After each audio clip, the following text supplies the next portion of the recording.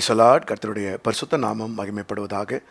இந்த நாளும் இயேசுவின் நாமத்தில் உங்களுக்கு மகிழ்ச்சி நாளாய் அமைவதாக. இந்த வாரத்தை நாம் தேவனுடைய கிருபையினாலே தொடங்கி அவனுடைய பிரதான இரக்கத்தினால் இந்த ஆயத்த நாளுக்கு நாம் வந்திருக்கிறோம். இந்த ஆயத்த நாளுக்கான வார்த்தையை கர்த்தர் நமக்கு தந்து நம்மை பலப்படுத்துவாராக. இந்த நாளிலும் கர்த்தர் நமக்கு கொடுக்கிற வார்த்தை நெகேமியா தீர்க்கதரிசியின் புஸ்தகம் 13ஆம் அதிகாரம் 15ஆம் வசனத்தை நாம் தியானிப்போம். நெகேமியா 13:15. புக் ஆஃப் நெகமையா சாப்டர் 13 verse 15. அந்த நாட்களில் நான் யூதாவிலே ஓய்வு நாளில் சிலர் ஆலைகளை மிதிக்கிறதையும் சிலர் தானிய பொதிகளை கழுதைகள் மேல் ஏற்றிக்கொண்டு வருகிறதையும் திராட்சரசம், திராட்சப்பழம், அத்திப்பழம் முதலானவைகளின் பற்பல சுமைகளை ஓய்வு நாளிலே எருசலேமுக்கு கொண்டு வருகிறதையும் கண்டு அவர்கள் தின்பண்டம் விற்கிற நாளை பற்றி அவர்களை திட சாட்சியாய் கடிந்து கொண்டேன். கர்த்தருடைய பரிசுத்த நாமத்துக்கு மகிமை உண்டாவதாக.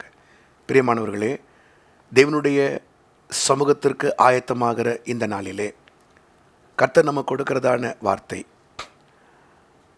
தேவனுடைய சமூகத்தின் நாளை அசட்டை பண்ணுகிறவைகளை நாம் தவிர்க்க ஆயத்தமாவோம். தேவனுடைய நாளுக்கான முக்கியத்துவத்தை அசட்டை பண்ணுகிறவைகளை நாம் தவிர்ப்போம். அதுக்கு நம்ம ஆயத்தப்படுத்துவோம். ஏன்னா இங்கே ஒரு 4 காரியங்களை பரிசுத்த வேதாகம் நமக்கு சொல்லுகிறது. ஆண்டவருடைய நாளை நம்ம மேன்மைப்படுத்தணும். 6 நாட்களை கர்த்தர் நமக்கு கொடுத்தார்.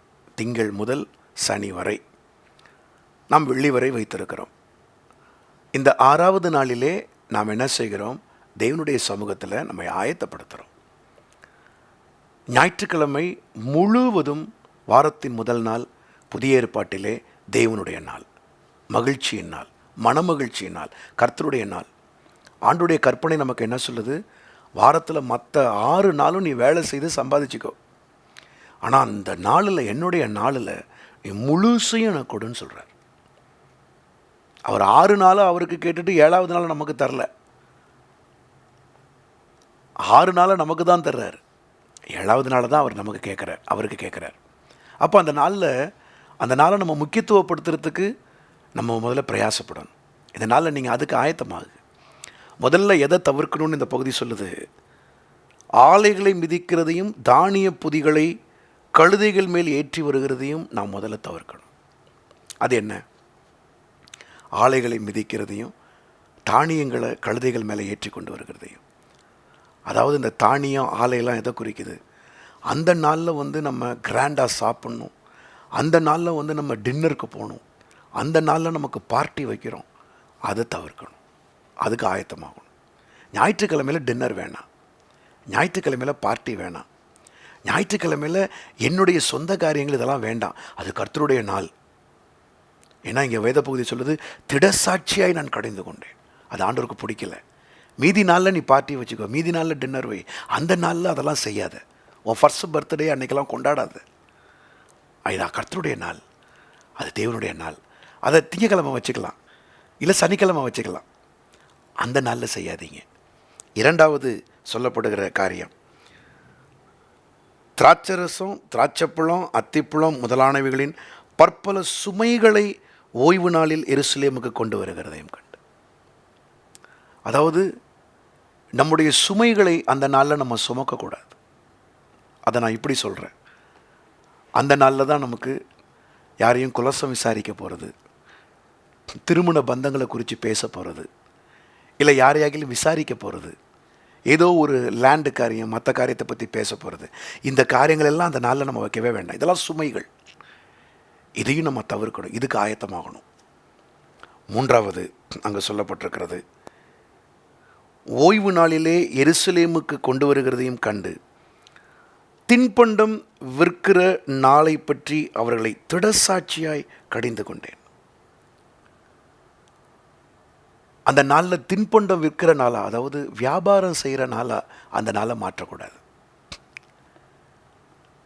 தொழில் செய்கிறவங்க அந்த நாளில் தான் நிறையா பேர் கேட்பாங்க, நீங்கள் இந்த பொருளை எங்களுக்கு கொடுங்க, இன்றைக்கி நாங்கள் கடை வச்சுக்கிறோம், இன்றைக்கி ஞாயிற்றுக்கிழமை கடை திறந்தால் நிறைய பேர் வியாபாரத்துக்கு வருவாங்க, இந்த தொழிலை செஞ்சால் நிறைய பேர் வருவாங்க, அதெல்லாம் அந்த நாளில் கேட்பாங்க. நம்ம அந்த நாளில் அதெல்லாம் செய்யவே கூடாது. அவங்க காத்திருக்கட்டுமே, அந்த ஒரு நாள் வியாபாரம் போனாலும் பரவாயில்லன்னு கர்த்தருக்காக விடணும். ஏன்னா அதை சரி கட்டுவார் ஆண்டவர், காம்பன்சேட் பண்ணுவார். அதெல்லாம் ஆண்டோடைய பார்வையில் ரொம்ப அசால்ட்டாக நடக்கும். கர்த்தருக்காக நம்ம கொஞ்சம் கொடுக்குற மாதிரி தெரியும், பெருசாக செஞ்சு கொடுப்பாரு பின்னால். அதெல்லாம் நாங்களாம் அனுபவிக்கிறோம் ஊழியத்தில். கர்த்தருக்காக எதெல்லாம் விட்டு கொடுக்குறோமோ பின்னால் அதிகமாக கொடுப்பாரு. இந்த ஒரு ப்ராக்டிஸை நீங்கள் உங்கள் வாழ்க்கையில் வச்சுக்கணும். இதுக்கெல்லாம் நீங்கள் ஆயத்தமாகணும். அந்த நாளில் போய் உட்காந்துட்டு தான் நான் எல்லாத்தையும் செய்வேன், அதை நம்ம விட்டுறணும். 4ஆவதாக சொல்லப்பட்டிருக்கிறது 16ஆம் வசனத்தில், இதை செய்கிறதான தீரியர்கள் உள்ளே கூடியிருந்தார்கள். இதெல்லாம் ஹீதன் ப்ராக்டிஸு. இப்போ நான் சொல்லிட்டு வந்த காரியங்கள்லாம் உலக ஜனங்கள் அசால்ட்டாக செஞ்சுட்டு போவாங்க, வழக்கமாக செஞ்சுட்டு போவாங்க. அவங்களுக்கு அதை பற்றி ஒரு காரியம் இல்லை, அவங்க தீரியர்கள். இப்போ பாருங்களேன், ஞாயிற்றுக்கிழமையில் நீங்கள் கர்த்தருடைய நாளுன்னு வந்து அன்றைக்கி முழு நாளை கொடுக்கும்போது தான் வெளியூர்லேருந்து சொந்தக்காரங்க அன்றைக்கி வீட்டுக்கு வந்திருப்பாங்க. அவங்க வந்துட்டு என்ன உங்களை நம்பி வந்திருக்கிறோம், லீவு நாளில் வந்திருக்கிறோம், நீங்கள் இந்த நாளில் எங்களுக்கு சமைச்சு போடாமல் சபைன்னு போகிறீங்களே, ஊழியன்னு போகிறீங்களே உங்களுக்கு சொல்லுவாங்க. நீங்கள் அந்த நாளில் என்ன செய்யணும்னா உங்கள் சாவியை அவங்கள்ட்ட கொடுத்துட்டு, நீங்கள் இன்றைக்கி வந்துட்டீங்களா, தெரியாமல் வந்துட்டீங்க, பரவாயில்ல, நீங்கள் சமைச்சு சாப்பிடுங்க. ஆனால் நாங்கள் எங்கள் தேவனுடைய ஊழியத்துக்காக நாங்கள் போனோம், அதனால் கர்த்தர் கொடுத்துடணும். அதனால் சுவிசேஷ பணி முக்கியமான பணியில் அதை நம்ம செய்யணும். மருத்துவமனை ஊழியம் இருக்குல்ல, சபையில் கைப்பிரதி ஊழியம் இருக்குல்ல, வீடு சந்திப்பு ஊழியம் இருக்குல்ல, விசாரிக்கிற ஊழியம் இருக்குல்ல, தேவனோட ஐக்கியப்படுற ஊழியம் இருக்குல்ல, ஃபெலோஷிப் இருக்குல்ல, இதெல்லாம் அந்த நாள் முழுவதும் கர்த்தருக்காக நம்ம செய்யணும். சபையில் சண்டே ஸ்கூல் ஊழியம் இருக்குது, சபையில் உங்களுக்கு வாலண்டியர் சர்வீஸ் இருக்குது. எவ்வளோ ஊழியங்களை நீங்கள் கர்த்தருக்காக அந்த நாள் முழுவதும் செய்கிறீங்க. அதை கர்த்தருக்குன்னு டோட்டலாக டெடிகேட் பண்ணி கொடுக்குறீங்க. நான் உங்களுக்கு சொல்கிறேங்க, ஆண்டுடைய நாமத்தினால இப்படி அந்த நாளை முக்கியத்துவப்படுத்தி மேன்மைப்படுத்தும் போது கர்த்தர் உங்களை மேன்மைப்படுத்துகிறார், உங்களை முக்கியத்துவப்படுத்துகிறார்.